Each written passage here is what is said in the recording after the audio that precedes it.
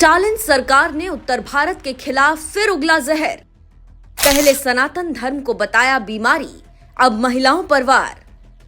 सत्ता हासिल करने के लिए देश बांट रही है स्टालिन सरकार। क्या सत्ता की भूख इतनी जरूरी है कि बांटने पर उतारू हो जाएं?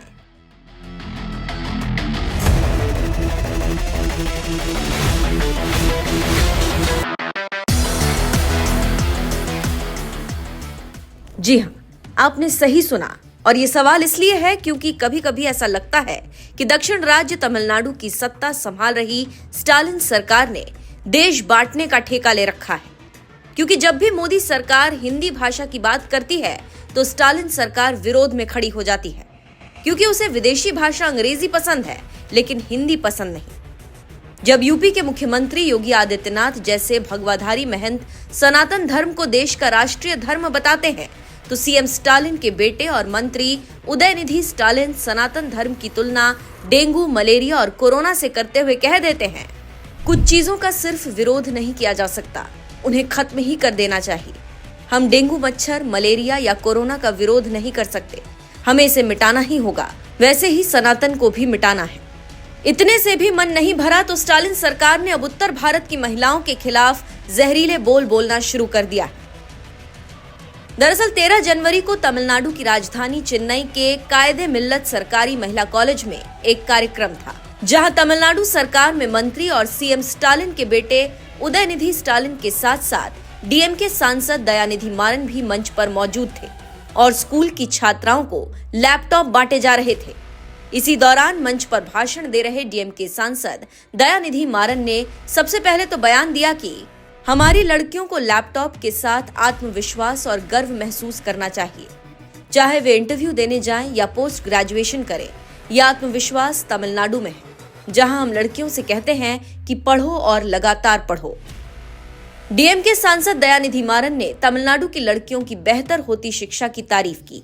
यहां तक तो ठीक था, लेकिन विवाद तब हुआ जब तमिलनाडु की लड़कियों को बेहतर शिक्षित बताने के चक्कर में उत्तर भारत की महिलाओं का अपमान करते हुए यहां तक कह दिया कि उत्तर भारत में क्या कहा जाता है, लड़कियों काम पर मत जाओ, घर पर रहो, रसोई में रहो, बच्चा पालो, यही तुम्हारा काम है। यूपी, उत्तराखंड, हरियाणा, राजस्थान, दिल्ली जैसे उत्तर भारत की महिलाओं के खिलाफ इतनी घटिया सोच रखने वाले डीएमके सांसद दयानिधि मारन वही नेता हैं जिन्हें कभी कांग्रेस ने मनमोहन सरकार में केंद्रीय मंत्री बनाया था, और आज वही दयानिधि मारन सरेआम उत्तर भारत की महिलाओं के खिलाफ बयान दे रहे हैं। लेकिन राहुल गांधी और प्रियंका गांधी जैसे दिग्गज कांग्रेसी नेताओं का इसके खिलाफ अब तक कोई बयान नहीं आया, क्योंकि कांग्रेस की साथी पार्टी डीएमके के खिलाफ भला गांधी परिवार कैसे बोल सकता है। लेकिन बीजेपी उन पार्टियों में नहीं जो डीएमके की इस घटिया बयान पर चुप्पी साध ले। बीजेपी ने दयानिधि मारन के बयान का जमकर विरोध किया और तमिलनाडु बीजेपी की नेता तमिलिसाई सुंदरराजन ने इसका जबरदस्त विरोध करते हुए कहा कि हम अपनी महिलाओं का गुणगान कर सकते हैं लेकिन दूसरी महिलाओं का अपमान नहीं कर सकते। ये इस वजह से है क्योंकि अलगाववाद की मानसिकता डीएमके के डीएनए में है। तमिलनाडु की बहनें भी ये स्वीकार नहीं करेंगी कि दूसरी महिलाओं को अपमानित किया जाए। पूर्व राज्यपाल और बीजेपी नेता तमिलिसाई सुंदरराजन ने डीएमके को ही अलगाववाद की मानसिकता वाली पार्टी बता दिया, क्योंकि तमिलनाडु की सत्ता संभाल रही डीएमके की रगों में लगता है अलगाववाद दौड़ रहा है। इसीलिए कभी हिंदी भाषा लागू करने का विरोध करते हैं तो कभी सनातन धर्म का विरोध करने लगते हैं, और अब उत्तर भारत की महिलाओं को बच्चा पालने, रसोई संभालने वाला बता दिया।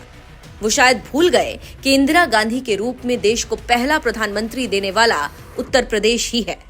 सुचेता कृपलानी के रूप में देश को पहली महिला मुख्यमंत्री देने वाला राज्य उत्तर प्रदेश ही है। भारत की पहली महिला जज लीला सेठ भी उत्तर प्रदेश की ही रहने वाली थी। इतना ही नहीं, सबसे ज्यादा महिला मुख्यमंत्री उत्तर भारत के राज्य दिल्ली ने ही दिए हैं, जबकि तमिलनाडु के इतिहास में अब तक सिर्फ 2 ही महिला मुख्यमंत्री बन सकी। इसीलिए उत्तर भारत की महिलाओं को सिर्फ किचन और बच्चे संभालने तक सीमित रहने वाली महिला बताने से पहले स्टालिन के सांसद दयानिधि मारन को ये आंकड़े भी जरूर देख लेने चाहिए। बहरहाल कभी भाषा के नाम पर तो कभी धर्म के नाम पर और अब महिलाओं के नाम पर बांटने की राजनीति करने वाली स्टालिन सरकार के बारे में आपका क्या कहना है? अपनी राय हमें कमेंट कर जरूर बताएं।